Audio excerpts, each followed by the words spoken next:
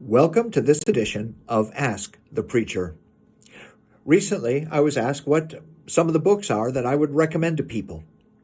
And it's an interesting topic. And if I didn't start by telling you that reading your Bible is the most important thing, then I would be remiss, but I think you already know that, or I hope you do at least. I would also recommend some of the classics. For example, John Bunyan, The Pilgrim's Progress. And I've found this book in more modern language to be helpful. I'm not much of a King James guy. If you like the King James, you probably would like the old style one.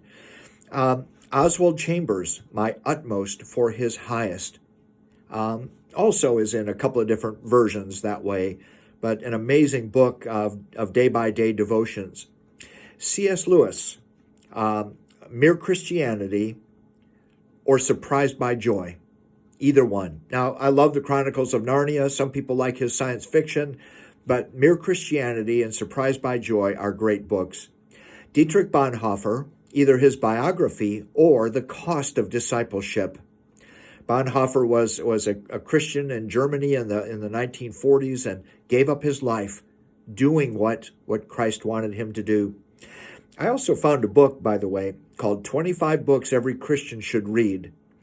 And if you get a copy of that book, it doesn't contain the other books, but it gives kind of a summary of them.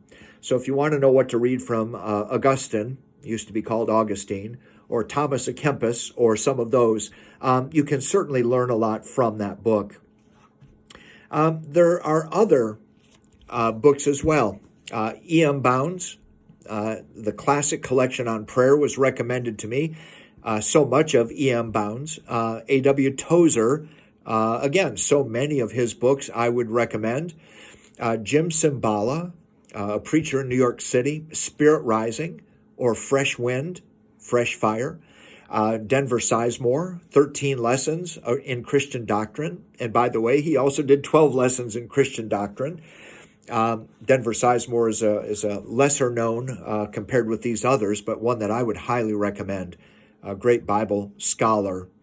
Henry Blackaby, Experiencing God. Again, a newer writer compared with some of these others. But experiencing God is an amazing concept and help. I've used mostly the workbook myself. I know there are Experiencing God study Bibles and an Experiencing God book as well. Tom Rainer, I am a church member.